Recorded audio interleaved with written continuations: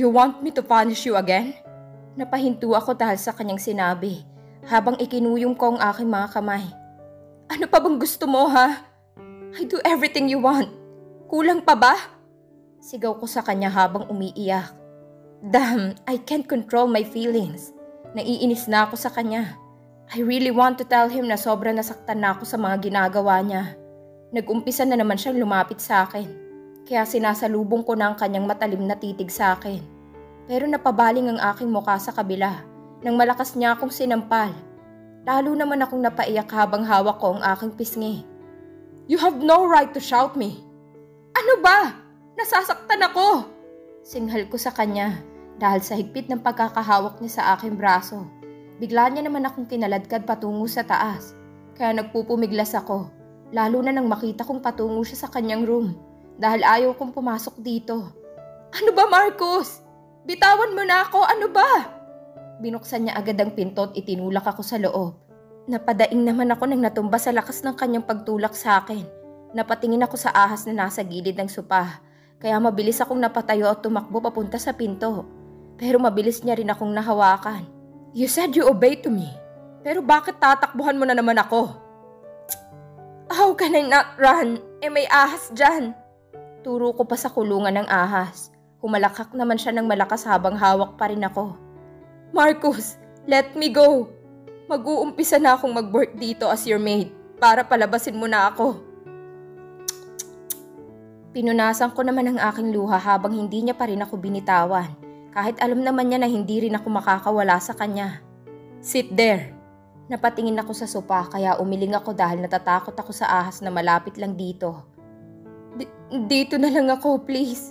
Sabi ko sa kanya habang nakayoko dahil baka itulak na naman niya ako. Why are you afraid? I thought you're brave. Hindi ko na lang siya sinagot dahil ayaw kong makipagtalo kay Marcos. Baka sampalin niya ako ulit. Hubad! Napaangat ang aking tingin sa kanya dahil sa kanyang sinabi. Nakatitig naman siya sa akin habang nakakunot ang kanyang noo. Kaya tinanggal ko ang kanyang kamay at hinubad ang suot kong maid's uniform. Tatanggalin ko na sana ang suot kong bra nang biglang tumunog ang kanyang phone. Sinagot niya ito at pumunta sa terrace. Kaya isinuot ko ulit ang aking damit at lumabas. Nakita ko naman sa kusina ang may edad na katulong ni Marcos. Kaya lumapit ako sa kanya kahit nahihiya ako. Hi po, magalang kong bati sa kanya. Lumingon siya sa akin at ngumiti. Ako po yung new sir, bagong maid dito. Halos bulong ko nang sabi sa kanya. Ganun ba, iha? Ang ganda mo namang katulong. Napaangat ako ng tingin dahil sa kanyang sinabi. Ako nga pala si Odette. Manang Odette na lang ang itawag mo sa akin. Ngumiti siya sa akin kaya nginitian ko na din si Manang Odette. Can you teach me po how to magluto? Oo naman, iha. Huwag kang mag-alala, tuturuan kita. Pero kumain ka muna dahil kanina pa kayo dumating, hindi ka man lang kumain. Hindi ka ba nagugutom? Umiling naman ako sa kanya. Ano ka ba? Huwag ka nang mahiya. Marami naman akong niluto kanina kaya umupo ka na para ipaghain na kita. Salamat po. Umupo na ako sa dining habang naghahanda ng pagkain si Manang Odette. Inilibot ko naman ang aking paningin sa loob ng dining. Dahil maganda rin ito gaya ng sa amin. Pero mas malaki ang dining table namin kaysa sa house na ito. Nang maihanda na ni Manang ang pagkain ay nag-umpisa na akong kumain. Dahil ngayon ko lang naramdaman ng gutom. Ganado naman akong kumain dahil masarap ang niluto ni Manang Odette. Mas masarap pa sa cook namin sa mansyon. Bigla akong napapitlag nang may humampas sa mesa. Dinig ko rin ang pagsinghap ni Manang Odette kaya agad ko itong nilingon. At nakita ang madilim na mukha ni Marcos. Kaya mabilis akong napatayo. May kailangan ka ba? Tanong ko sa kanya habang nakatitig lang siya sa akin. Who said that you can leave my room without my permission? Asik niya sa akin. I'm sorry, Shit, Cass! Napapikit ako sa lakas ng kanyang pagsigaw. Sorry. Sorry? I said that I want you. Why you leave? Gusto mo ba talagang galitin ako, ha? Napadaing ako dahil sa paghawak niya ulit sa aking braso. Nasasaktan ako! Ano bang problema mo? Halos bulong ko na sa kanya dahil nahihiya ako kay Manang Odette. Problem? You really ask me that? Huwag ka na kasing magalit. Ano bang gusto mo? Mahinang tanong ko pa rin sa kanya. Bigla naman siyang tumawa na parang baliw. Pero anong ginawa mo? Umalis ka na lang bigla habang may kausap ako. Bigla namang nag-init ang aking mukha dahil sa sinabi ni Marcos kahit nandyan si Manang. Marcos, can you stop? Singhal ko sa kanya dahil nakakahiya kay Manang. Why? Naiinis naman ako sa kanyang sagot. Kaya nang maramdaman kong lumuwag ang pagkakahawak niya sa akin ay mabilis kong tinanggal ang kanyang kamay. Napatingin agad siya sa aking braso at lalong dumilim ang kanyang muka. Hubad! Are you crazy? I told you, don't shout at me. Hindi ko naman mapigilan ang inis ko sa kanya dahil sumusobra na talaga siya. Marcos, ano ba? Don't do this. Hindi ka ba nahihiya? Bigla na naman niyang hinawakan ang aking braso ng mahigpit. You don't care what I do to you. Kaya maghubad ka na lang. Shit, Marcos. Why you do this to me? Because you ruined my life. Napakunot naman ang aking noo sa kanyang sinabi. Ako talaga ang sumira. Paano ko naman sinira ang buhay mo, ha? Kung yung ginawa ko dati, sorry na. I'm already asking for your forgiveness naman, diba? Shit! Maibabalik ba ng sorry mo si Myra, ha? Bigla naman akong napatahimik sa kanyang sinabi. Sino ba kasi si Myra? I don't know. Who's that? See? You really don't know the woman na sinaktan mo. Anong sinaktan? Shit, Cass! My girlfriend before we broke up nang dahil sa ginawa mo. Napatulala ako sa kanyang sinabi dahil wala naman akong alam sa nangyari sa kanya simula nang umalis ako. Sorry. Sambit ko sa kanya habang madilim ang kanyang muka. Nakatitig sa akin. Bakit naman sila naghiwalay? Lalaki naman siya. Marcos, nasasaktan ako. Mas lalo pa niyang hinigpitan ng pagkakahawak sa aking braso. Kahit sinabi ko na sa kanya na masakit, pinipilit ko naman tanggalin ang kanyang kamay. Dahil nasasaktan na ako sa sobrang higpit ng pagkakahawak niya sa aking braso. It's easy for you to say the word sorry. What else do you want, Marcos? Halos bulong ko nang sabi sa kanya. Pero lalo lamang nagdilim ang kanyang mukha habang nakatitig sa akin. Aray, Marcos! I shout to him dahil bigla niya akong hinila palapit sa kanya. Sir, shut up, Manang, and leave. Napaigtad ako sa kanyang pagsigaw kay Manang Odette habang nagmamadali itong lumabas ng kusina. Marcos, ano ba? Sigaw ko sa kanya habang pinunit niya ang aking damit. Don't do this here, please! And why? Hindi ko mapigilang mapahikbi habang tinatakpan ng magkabila akong dibdib sa aking dalawang kamay. Napatingin naman ako sa ibang direksyon dahil iniiwasan kong tumingin sa kanya habang naguhubad. What are you waiting for? Make me happy now!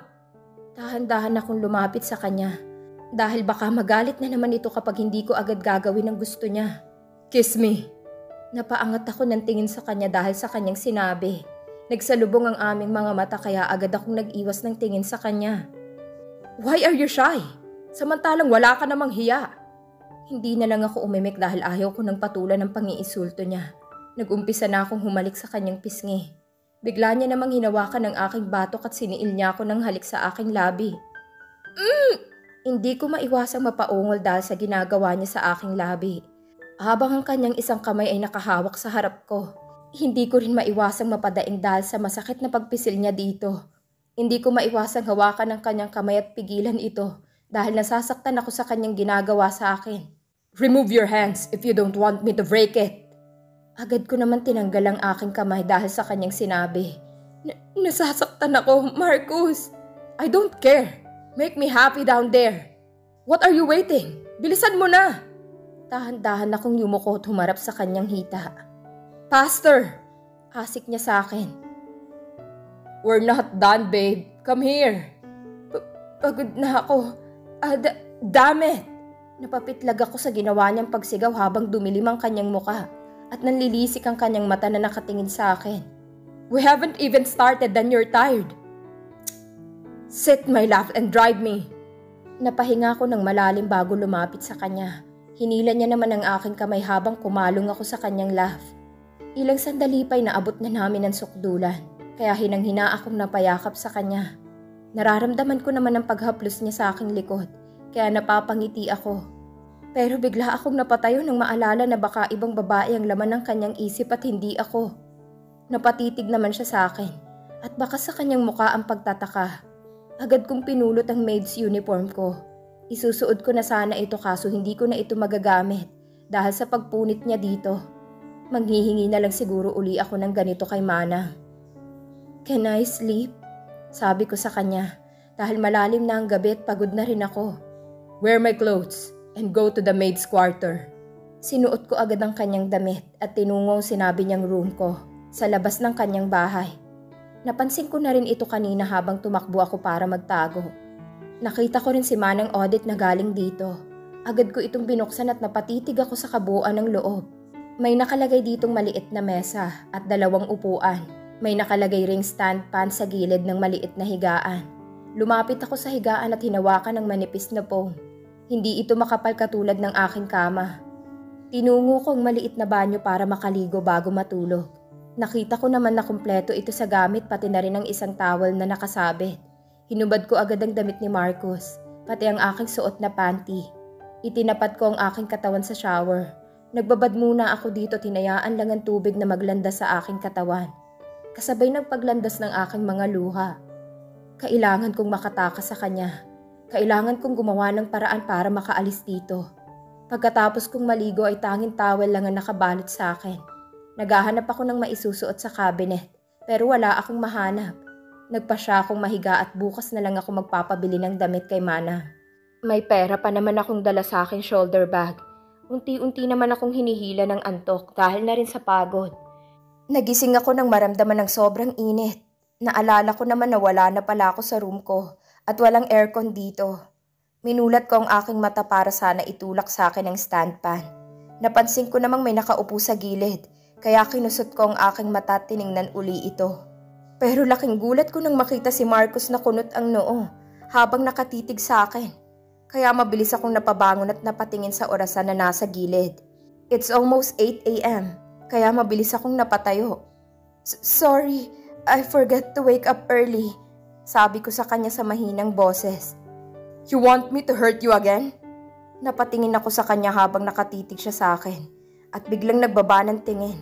Kaya napayuko na rin ako at bigla akong kinuha ang kumot na nakalagay sa kama at itinakip sa hubad kong katawan. Shit! I forgot wala pala akong saplot kahit na ano. Bulong ko pa sa sarili. "Wear this."